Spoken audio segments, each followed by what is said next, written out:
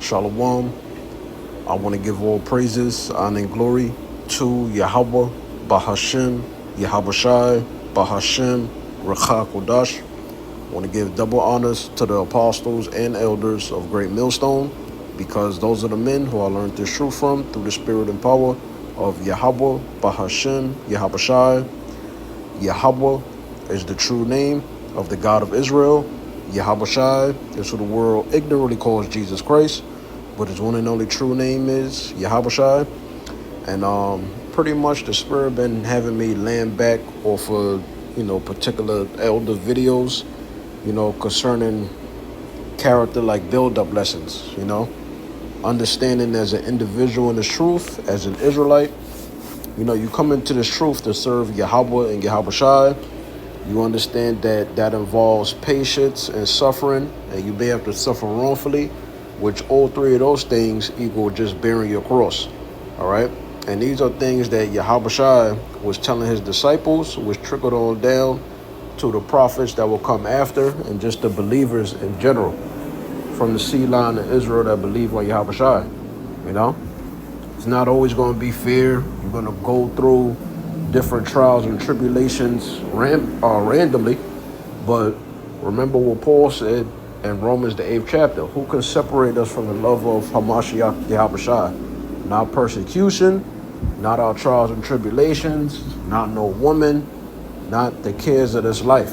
You got to serve Yahweh and Yahabushai to maximum potential, to the best of your abilities. And you also have to pray, for that spirit. You got to pray to Yahweh and Yahabushai, take not thy Holy Spirit away from me. And you got to also understand, when you're doing these videos, when you're doing your live streams, you fellowshipping, you being charitable with brothers, you're going out to the street ministry, you're going out to camp. You got to understand why you're doing it. And you have to also understand you're not doing that in vain.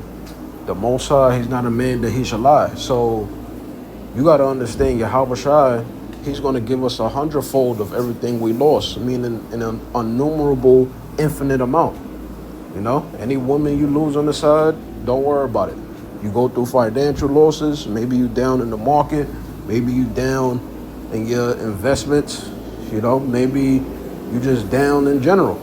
You going through your particular trial or tribulation that's fit for you, but you enduring through your faith in Yahabushai, praying. You have the brotherhood. So you got to understand this suffering is going to lead to an everlasting victory. Scriptures talk about how we're going to overcome through the blood of the Lamb. Lord willing, we endure to the end, and that we are part of the elect. So we're going to be rewarded one day. All these videos we did, our time that Yahweh, through Yahabushai, allow us to have to glorify him in this truth, it's going to pay off, man. It's going to lead to everlasting rest. We're never going to be bored. We're going to have virgin women. We're going to get our heritage back, our land. The earth is going to become a paradise under our authority. No nation on the planet Earth ever had the privilege to do that. All right?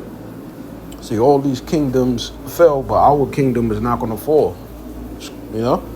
I could go on and on and on. So just understand, you got to have faith by your works so that you could be rewarded. All right? This is Second Timothy 3:14. It says, but continue thou in the things which thou hast learned. Now, when you read this was Paul telling Timothy, look, everything I taught you, learning the correct gospel and doctrine, just stick to that. Don't worry about nobody else, right? Don't lean upon your own understanding, and you have to be fully assured of the things you learn. You got to understand what comes with serving the Lord, spreading forth this correct gospel and doctrine, being a follower of Yahabushai. The followers of Yahabushai was persecuted and killed, all right, murdered, hanged upside down. They suffered gruesome punishments.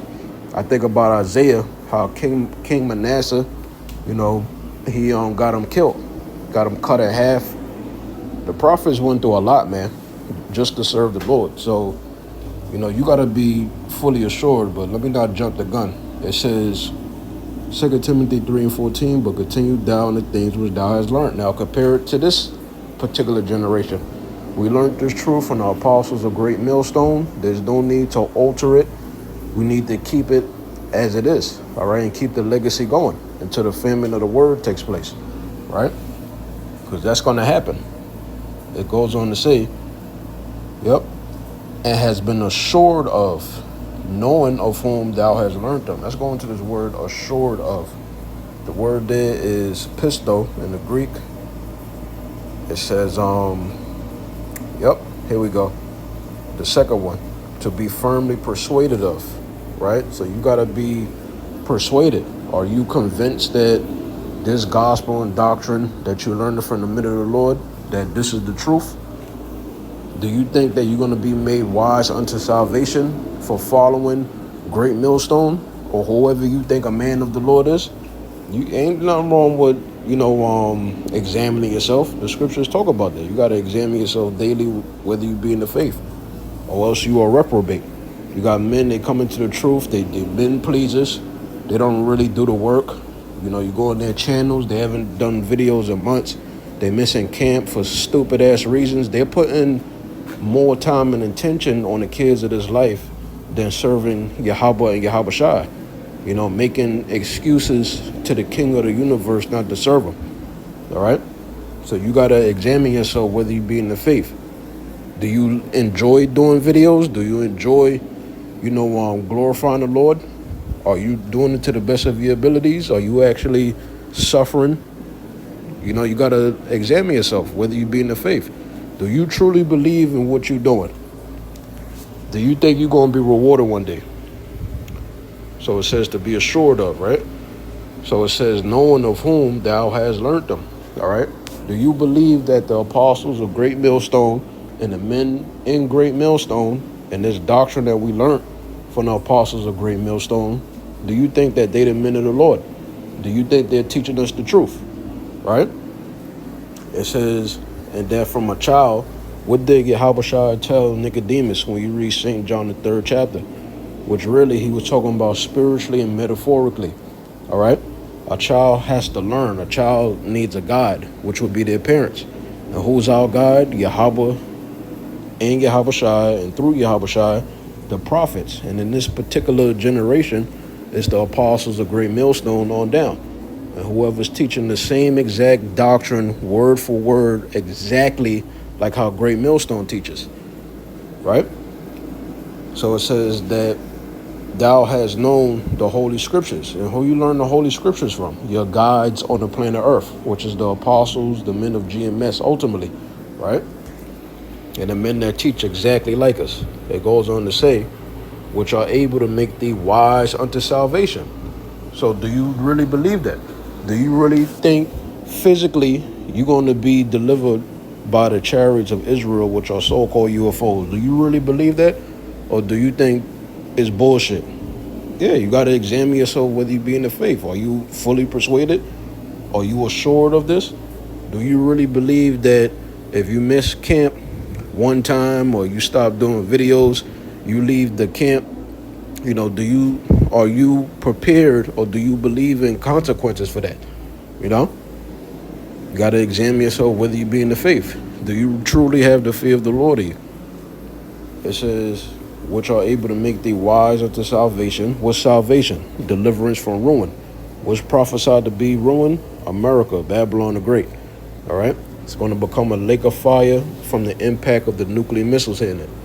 It says through faith. Do you truly have faith in Hamashiach Yahushua? It says, which is in Hamashiach Yahushua. All right? Let's read this. James the 2nd chapter, verse 14. And then I'll switch to the NLT version. It says, so this is dealing with faith and works. What doeth it profit, my brethren? Though a man say he had faith and have not works, can faith save him? Let's read that in the NLT version, right? Wait for this to load. James the 2nd chapter. I was thinking about 2nd John for some reason. But James the 2nd chapter, NLT version, verse 14. Now it's a more simply written, right? Faithful without good deeds is dead. So James 2:14 NLT, what good is it, dear brothers and sisters? Now, whenever you read the scriptures, even though this is like a little point, because Christians, they don't have common sense and they don't realize, you know, the prophets, the men of the Lord of the New Testament, they were strictly only dealing with and talking to their people. When it says brothers and sisters, or, you know, to the believers that's scattered in this location, like it's talking about Israelites. It ain't talking about, you know, heathens or Christians in a general sense. Remember, the Christians were Jews that believed and followed the Messiah, right? So it says, what good is it, dear brothers and sisters, if you say you have faith but don't show it by your actions? Exactly. Are you coming to camp on time? Can you come to camp as soon as camp opens up? You know, you constantly making excuses. Then when you get to the camp, are you actually active, or are you dry in the spirit? How do you benefit the ministry? How do you benefit the church? How do you benefit the brotherhood? How do you benefit Yahweh and Yahweh Shai serving them? All right, so you don't want to be making excuses up. You got to believe in this for yourself. It goes on to say, so you can't just say you have faith and honor the Lord with lip service. You have to show through your actions. That's why the apostles of Great Millstone, they tell the members of GMS to what? Do 3 videos. All right? See, when you see dudes that don't do videos, then something ain't right. They do 1 video a week. You know, they barely come into camp. You know, they just think it's a hangout. Then, you know, most of the time people like that, they end up falling out. So you got to be careful. You don't want to be dry in the spirit. It goes on to say, what good is it, dear brothers and sisters, right? Talk about Israelites, Selah to Israel. If you say you have faith, meaning you believe in Yahweh Shai, you have confidence in Yahweh Shai, you got hope in Yahweh Shai, right? But don't show it. But you don't show it, right? You're not spreading the gospel for you Israelite men. You're not spreading the gospel. You're not beneficial to this truth. Remember, the scriptures say that this gospel got to be preached to the ends of the earth, and then the end was going to come. So if you ain't helping, you know, usher in the end by prophesying against it, right, then you good for nothing. That's why the Lord, the parable with the talents. It goes on to say, can that kind of faith save anyone? Hell no, it can't. Because you just speaking worthless words, vain words. So that's it with that. This is 2nd Ezra chapter 9 and verse 7. It says, and everyone, who's the everyone? The seed line of Israel, the elect of the nation of Israel, right? And everyone that shall be saved, meaning delivered, receive salvation, and shall be able to escape by his works. What's the works? The actions. How you glorify Yahweh and Yahweh Shai on the planet Earth, having faith. And for the Israelite men, spreading the gospel, the correct doctrine, making other elect wise unto salvation, right? It says escape by his works and by faith. If you have faith, then you're going to have works, which is your actions to glorify this gospel ultimately, right? It says whereby ye have believed. So if you believe, you're going to have faith by your works, and you will do that unto death, no matter what you got to go through. It says shall be preserved from the said perils. The perils is what? The tokens, the prophecies, the end time prophecies of the last days. It says, and shall see my salvation in my land and within my borders. That's our inheritance, the promised land of Israel that was given to Abraham, to Isaac, to Jacob. It says, for I have sanctified them for me from the beginning. Going back to Ephesians, the 1st chapter, dealing with predestination. So whoever is a part of the elect of the nation of Israel, they was predestinated, meaning foreordained before the earth was created, to be the elect and to follow the Lamb whithersoever he goeth. So that's it. All right. The elect, they will believe on Yahweh Shai. They will confess Yahweh and Yahweh Shai's names. They will glorify the Lord, and they would teach the correct gospel and doctrine. And they would be sealed not only to salvation, but sealed with the fear of the Lord in them, to have the works, knowing the consequences of not glorifying the Lord. It can equal death. All right. So that's it with that. I'm going to finish it off with this, because Yahushua is going to reward us. We're not just doing this for no reason, all right? We're physically going to be blessed. We're going to see this. Scriptures talk about that in Revelation 20:5. The elect of the nation of Israel, we're going to have the privilege of stepping into that new covenant first when we receive salvation and we get those immortal bodies that's promised to us, all right? So that privilege, that only belongs to the elect. I want to be a part of that. I want to experience that. That's the mindset you should have. I want to go through, the crowning ceremony when Yahushua puts crowns on the men of the nation of Israel. I want to be a part of that. I want to see the destruction of Babylon the Great, which is America. I've been prophesying about it, the last 8 years. I want to see it. That's the mindset, you should have, right? You got to know that the Most High, he's not a man that he should lie. He's going to reward us. This is going to be physical. We're going to wake up every day in the kingdom of heaven is going to be worth it. All this suffering, how you had to be patient, you had to suffer wrongfully, all type of things, right? It's going to be well worth it, but you got to believe in that for yourself. It goes on to say, Revelation 22:12, and behold, I come quickly. Yahushua is coming quickly. All you got to do is link up the current events with the Bible prophecies to understand the time period you're living in. Obviously, we in the end, the Edomites have rulership. They control the global system through the central banks, IMF, all that, right? This New World Order agenda, that's their agenda. Under their system, they're the nation that's prophesied to implement the mark of the beast worldwide and make it mandatory. So we see all these signs, prophecies speaking, right? World War III, Jacob's trouble, all these raids going on. Come on, man. We're in the time of the end. It says, so Yahushua coming quickly, right? And my reward is with me, which is what? Those new immortal bodies, us stepping into that new covenant and everlasting kingdom, spiritual power, being 100% righteous. You can never have a bad thought, No more sinning. No more curses of Deuteronomy 28th chapter upon our people. Even for you women, no more giving birth in labor pain. That's a curse. You read Genesis, the 3rd chapter, all right? The earth over time is going to become a paradise. Why? Because we're going to be ruling the nation of Israel. We're going to be implementing our way of life, the laws, statutes, and commandments. So you got to really believe in these things, man.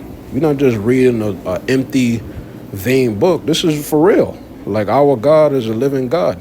His prophecies is living. It's going to be reality. What people going to have to go through during Jacob's trouble. The persecution, martial law, like that's real. So you read other books, other fables, or even other books about other gods and cultures and stuff like that. That it don't hold no weight.